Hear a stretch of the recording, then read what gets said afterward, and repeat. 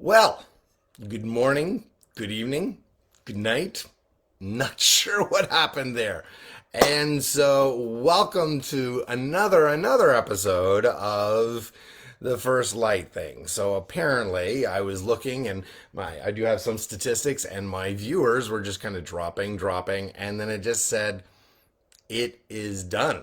And so I'm not really sure what happened there. Maybe you can come in on the comment section there and let me know what happened. Just tell me it just stopped, or that I froze, or that you just were bored. I'm like, help us on that, because we're trying to figure out what happened there. So, anyways, it's good to see viewers going up again, because I was looking at it and I was like, okay, I guess I could keep talking even though no one's watching.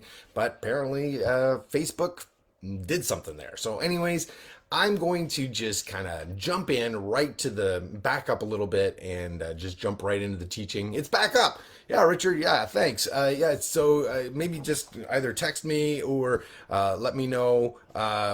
It just shut. Oh, you did text me twice. I just see this here now, so that's great. So it's good to be back up. But then, yeah. Sorry about that, guys. Anyways, let's. I'm gonna jump in, and so if any of this is a repeat, then I apologize. But it is good to be on with you, and as always, like Richard's done, just put your names in the comment section. That would be fantastic. And so here we go. Here talking about this idea of the boy, I'm hoping this is still going here. So, anyways, we're talking about this idea of the metric and versus the imperial system. So, what I was saying was that the imperial system versus the metric system, I joined right in, like, in school and stuff. I was right on the cusp of having both the metric system and the imperial system. So the metric system, it's the definition is it's a standard of measurement. That's what it is, right? It's a standard of measurement. And so you have the other thing, which is the imperial system, which actually for us went back to 1588. I don't know if any of you know what's a pound. How do we decide what a pound is? Well, Elizabeth I said in 1588, a pound is going to be 7,000 grains of barley. That's going to be a pound. And actually, the reason why it says pound, LB, is because it was still trying to help people understand that they were pulling away from the Roman Empire, which was the libra. Okay, so they had a libra was the weight measurement. So now you have the idea of it being a pound. All right, so we're going to continue on with this idea of this. So it's still used today. The U.S. Still uses this idea of the pound and whatnot. But I've said this, that thanks, Doug. It is good to be back. My self-esteem is rising a little bit here. So maybe we have to find out. Maybe I have to get a better signal in here or something like that. But I want to say this, that I think the church has succumbed to a metric system that is the most important measurement system of health. And so that's what I think has happened, is that we've done things wrong. When we look at COVID, when we look at some of these things, I believe, like, as church leaders, we were already starting to talk this sort of talk, but COVID really kicked it into high gear here. And the question is that, are we using the wrong metrics to decide how church is as in health? We look at quantifiable metrics, okay? How many seats are in the pew? How many dollars are in the plate? What's the size of each ministry group? And growth is based on what is seen, okay? And so my question to you today is this: are we defining church growth wrong? Are we defining church growth wrong? And if so, are we focusing on the wrong things then to make it grow? If we're looking at the wrong things to decide what is growth, how is our health, are we therefore looking at the wrong ways of seeing, are we doing well at it? And here's what I would want to say: that we look at our vision being the pursuing the person and presence of God in us. Okay, so my question to you is, are we really pursuing the person and presence of God in us, through us, and around us? Or have churches been pursuing the attention and attendance of people in church? Not the person and presence of God in church, but the attendance and the attention of people in church. And I think part of the problem is that we misread, okay, 1 Corinthians chapter 4, verse 18. I'm going to read it to you. It says this. So we do not focus on what is seen, okay, but what is unseen. For what is seen is temporary, but what is unseen is eternal.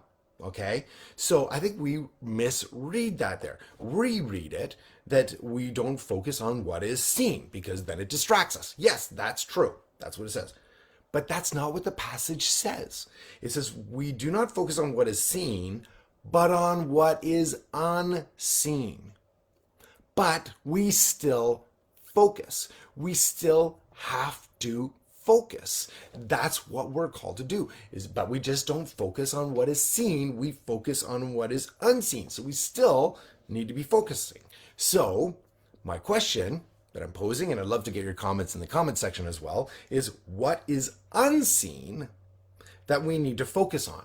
Okay, what is it that is unseen that we really need to be focusing on? And so, as I said, I'm going to say some things, but maybe you want to add your own things. Like, what are the things that we should be looking at as different ways of metrics and health that maybe are unseen? I know you're going to look at the unseen, but here, let me help you on this, okay? So let me tell you what I think needs to be focused on.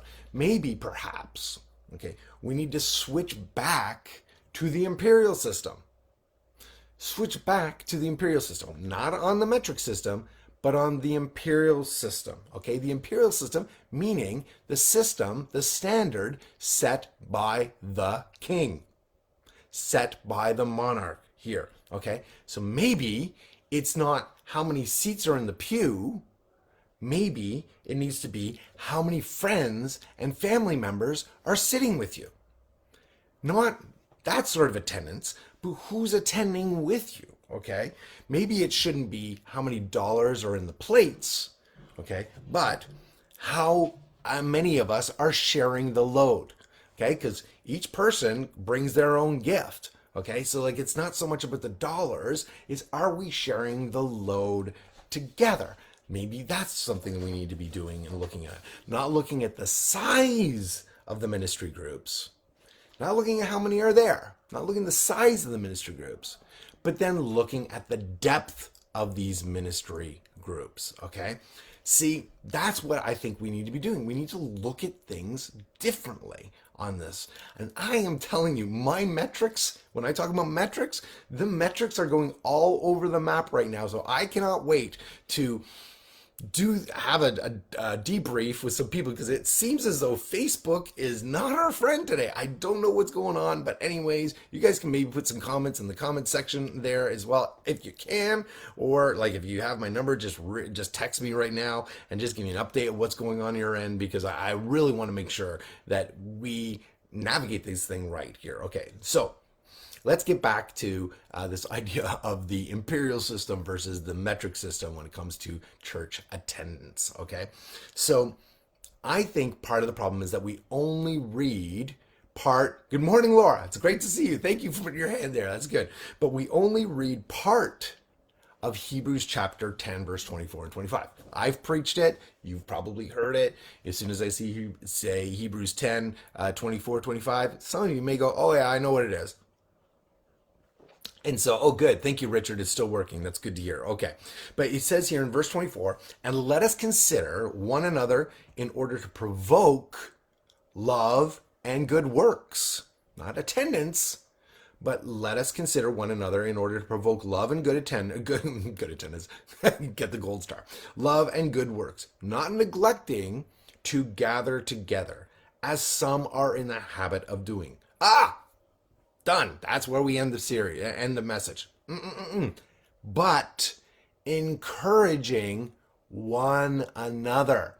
Not but pastors encouraging the people, not the greeters encouraging those who come through the door, but encouraging one another.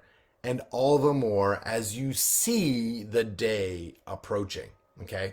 I want you to hear this. Put it in your notes, put it in your head, write it in your something, send yourself a reminder to think about this later.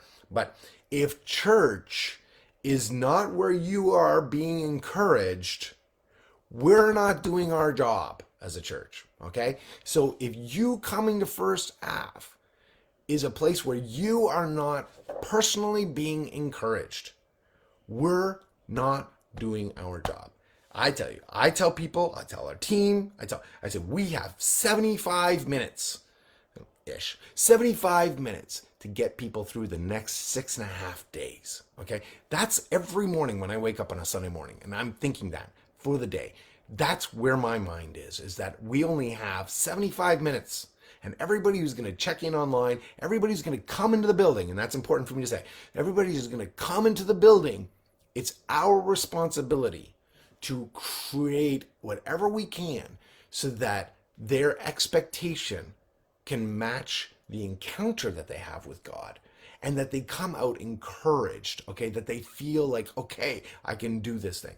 But more so than that, okay, if the church is not where you personally are encouraging others, then you're not doing your job. It's our responsibility to create an atmosphere where you're encouraged and you're lifted up and whatever. But that's not what the scripture says. The scripture says encouraging one another. This was not written to pastors. This was written to church. Okay? So if you're not purposely coming on a Sunday morning and saying, who am I going to encourage today? Then you're not doing your job. Okay? So remember, before like this seems like the hammer coming in, okay? The idea here is that we've been taking the first few months of 2022 to look at pursuing the person and presence of God in us. But I haven't shied at all away from the idea that it can't just stop with God's work being in us. That there has to be a moment, there has to be a decision when we're allowing God's work to, and God's person and presence to work through us. So when you come on a Sunday morning, yes, you want to be encouraged, but you also have not an opportunity, but a mandate to encourage others. So last week I said, hey, try and find somebody that you don't know. And as I told you, I think in the first session, because it seems like it's all a blur now, but before it all got cut off, but the idea here being that for us, okay, that all of us as a church, not us meaning staff, but us as a church, that we need to pursue relationships with other people, but not just say, hey, I know them, encourage them. We want to be able to build them up, okay? So that's what we're talking about. So if you're not a conduit of God's if you're not a conduit of God's encouragement at church, then you're going to church, not being the church, okay? So you are deciding in how you conduct yourself, okay? Conduction, how you conduct yourself. Remember when we looked at it, in your speech and life and love and faith and purity, in speech and life, in conduct is some of the verses. Some of the translations say that in 1 Timothy 4:12 when we were talking about that a while back. That this idea of being a conduit, okay, where you are actually being the church, not just going to the church. All right, so in these last few moments, again, I apologize for just the wonkiness of how things went this morning, but in 1 Corinthians chapter 14, verses 26 to 33, I just want to read the first verse. You can read the rest later, okay, because it's actually really a powerful passage. 1 Corinthians 14, I really thought of just camping there and looking at like prophetic gifts and looking at that stuff, and spiritual gifts and stuff. That's going to come at another moment. But you can read it on your own here when we look at it. But when we see verse 26 in 1 Corinthians 14, it says this: what then, brothers and sisters, whenever you come together, remember, this is written to the Corinthian church. The Corinthians, they had Greeks and they had Hellenized Jews. They also had Greeks that had been converted to Christianity, though they didn't really call it that, really. And then you had Jews, like you had very staunch Jews. So they're just mashing all of these theological perspectives and stuff in there. And so he's instructing this Corinthian church on how to conduct themselves, okay? So he says this in verse 26. He says, what then, brothers and sisters, not pastors and evangelists. He says, whenever you come together, each one has a hymn, a teaching, a revelation, a tongue, or an interpretation. Everything is to be done, dum dum dum, for building up. Okay? This is to a church, not a pastor. I looked it up. In the Greek, the word for each one means each one. That's what it means, okay? Wow, okay, but actually, okay, I know maybe you need a little sip of coffee to kind of catch this, but I'm going to do it. But actually, it does mean it in the purest sense. It's basically the word means everyone separately. Everyone, but everyone separately. So it doesn't say some of you, it's saying everyone, each one, okay?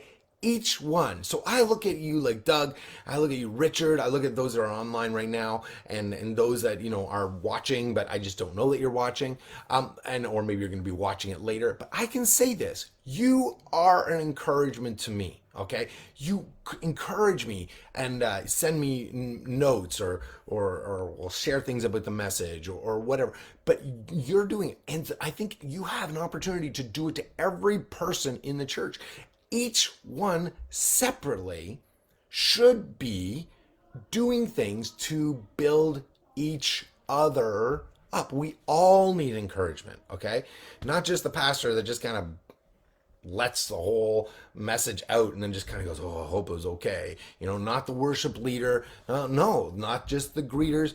The person sitting in the pew who just got up in the morning. You don't know what their week's been like, right? They may not have been doing something in the service, but they're attending. They're maybe not attending. This is where I'm going to get to. Like, attending church must be changed. Write this in the chat room. Write this in your head. Attending church must be changed to attending to the church. Okay? Attending to the church. That church attendance needs to turn, man, I'm preaching, but church attendance needs to be, when we look at scripture, attending to the church, not just being a person in the pew, but caring for every person in the pew. Okay, that's why we say things like, as the church grows, or you'll hear me say, maybe if you're in leadership in that, I'll often say that as the church grows in size, it needs to shrink in size, okay? So like, for instance, last night, and I see there's only 2 minutes here, last night there was the ice cream social. I have not yet heard. I heard it went really well. I don't know if any of you guys went to it, but I was not able to do it because Carrie and I had a previous engagement that we were already committed to, but the next one's coming up. I'm looking forward to seeing you there. But it has to get smaller. It has to get to a place where we are meeting one another, but not just, oh, it's your name. No, now we're caring for one another. That's when the church starts to thrive, okay? Because we actually care for one another. This isn't new. It's not new. But I'm telling you this in the sense that the metric system existed and the imperial system. So the imperial system isn't new, but we've kind of forgotten it. We've forgotten what is the standard set by the king. This is the standard that we see set by the king, because to me, the church can't survive being big without being small. Okay, it has to be smaller, okay? Not in overall attendance, no. But when we start attending, oh my goodness, I'm telling you, that building will not be able to contain, because people will feel like they are cared for. Just imagine what happens when we start caring for people. We may be onto something. Shh, let's keep it a secret. Okay, one last thing. I look at the time. Oh, it's 7 o'clock. Let me get into this. 1 Thessalonians Verse 5:11 says this: therefore, encourage one another, and build each other, same word, each other up, as you are already doing. I've already said this. You guys are already encouraging me. You encourage one another. I love the comments back and forth in here.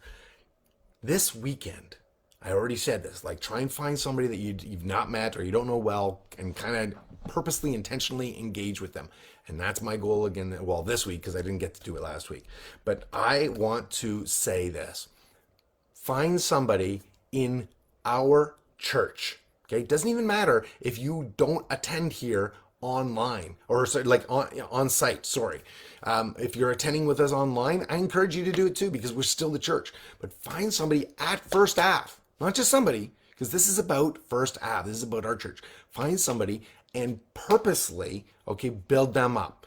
Find a way to encourage them and let's build up one another. So between now and Sunday, or do it on Sunday, if you want to do it that way, that's fine. But just take time to encourage that person and send me a message and tell me how it went. I can't wait to hear it. Can't wait to see you on Sunday morning. We end our series, The God of, and then you can watch the other video to get the other information. I don't know what happened. Anyways, guys, have a fantastic day. Can't wait to see you on Sunday. Bye.